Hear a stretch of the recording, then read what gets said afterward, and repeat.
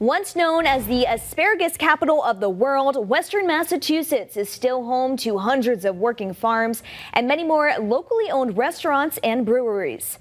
Today, the 9th annual New England Public Media Asparagus Festival was held at the Hadley Town Common to celebrate the region's legacy of agriculture and community. People of all ages enjoyed various games and activities, as well as live music, entertainment, and of course, asparagus. We're all about creating community and creating opportunities for people to come together and enjoy each other and learn from each other. Western Mass is such a great agricultural location, and it's amazing to see how the farming community is so tight-knit. So this is an opportunity to get some people in the farming community together to celebrate themselves a little bit in a way that I think maybe they don't often get to do.